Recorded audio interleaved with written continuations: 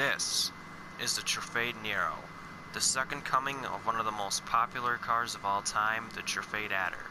At a sticker price of $1,440,000, the Nero is a sharp-looking, cool, futuristically designed supercar that I think does the Adder justice. In fact, I think it's way better. It has been proven to be one of the best handling supercars there is, and the custom version of this is way better. But I wanted the base Nero because it is a lot more interesting inside and out. Plus, I prefer to review road cars because they are more suitable for an everyday car, which is half of what I review these cars for. The Nero is a perfectly executed vehicle. It has sold tremendously well, and people just seem to love it. And I, for one, love it too. And today, I'm going to show you why. I'm going to review this thing inside and out to figure out some of its quirks and features, take it out on the road to see how it drives, then I'll take it to the airport to test its performance. After everything, I'll be giving it a Doug score.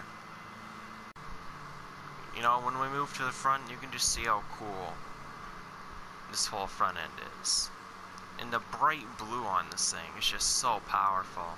And those are just the factory colors of this. And oh my god, I love it so much. And plus with this black secondary, it kind of calms it down a little, but, you know, it still looks absolutely spectacular. And look at this back end. These taillights are so cool.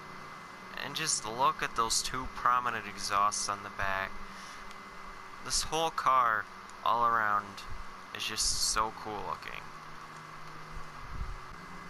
And yes, this is a mid-engine car.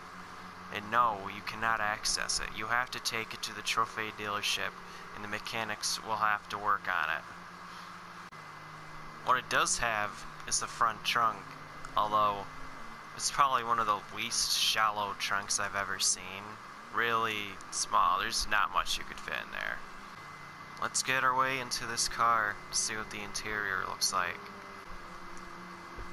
Yeah, and this is not a complicated car to get to. Again, you have a door handle, the door opens normally, and you know what? This is a good looking interior. I mean, damn. This is quite an interior. This interior is beautiful. Like, look at the seats. Look at the dash. Everything is so well detailed. There's so many buttons, so many functions, a touchscreen display. Just everything about this interior is perfect. I'm liking the color. Wow. I mean, the visibility is, I mean, it's not bad. I mean, if it's not for that bar, but, you know, visibility isn't bad. The interior on this thing is actually pretty great. Alright, let's take this thing out on the road.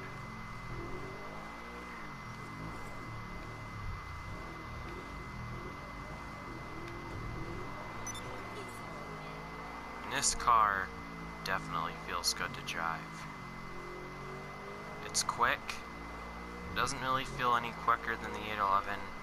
I think it's just as quick. But one thing is just, it feels really planted so far. It looks like the handling's gonna be really good on this car. Just as people said. And the interior just makes this thing feel a lot better. There's a lot more quality and a lot more effort put into making this thing look good. And I really like what Truffade did here. I really do. It really feels nice to drive around the city in the Nero. And you feel really low to the ground, of course. You'd expect that in a supercar. It's planted. Oh, let's get out of here. So let's just unleash the beast before we have the opportunity to take it out to the airport. To be able to do, wow, there's just a lot of room to unleash some of this car's speed. But I just really need to unleash this car's speed for real.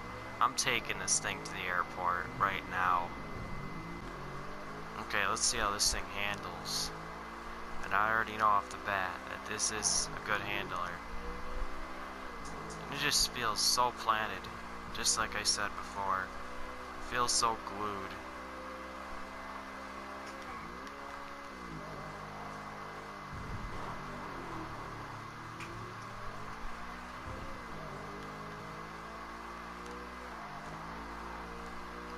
It's so responsive.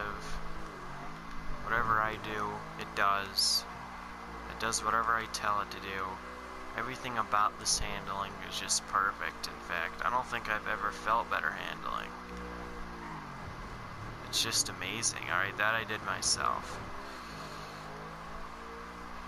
Just trying to figure out the track here. Everything's in your hands. Like, ah, my God, I love this handling so much. I really do feel like I've got a feeling of what this thing is, and what it is the best handling supercar money can buy right now. I really do feel that way. It's just amazing. But I'm gonna park this thing, and I'm gonna give it a Doug score. Oh, there you have it. The Truffade Nero. And I have a feeling this is gonna be one of my favorite supercars I'll ever review. Everything about it is perfect. The performance, the handling, the interior, the detailing. Everything about this is just perfect. This is a lot better than the Adder. And it's just, well, I'm gonna give this thing a Doug score and see how it stacks up with all the stuff I've reviewed so far. Starting off the weekend category, styling. Although this isn't the most beautiful supercar in the world, the Nero is definitely one of the most coolest looking modern cars money can buy. It deserves an 8. Going 0 to 60 in just 3.7 seconds, the Truffade Nero earns an 8. Next category, handling. And this just might be the best handling car I've ever reviewed. This car is just glued to the road in a way I've never experienced. This car earns the very first 10. For cool factor, this is a Truffade. Out of all modern cars, there really isn't much cooler than this. All heads will be turned when you take this out on the street. It deserves a 9. And finally, for importance, the Nero was one of the most important modern supercars out there. It came at a time when automakers were just cranking out supercars, one after the other. But this just stood out. It set a new standard in performance that everyone is still trying to match. It deserves an 8. This will give the Truffade Nero a total weekend score of 43, making it the new leader.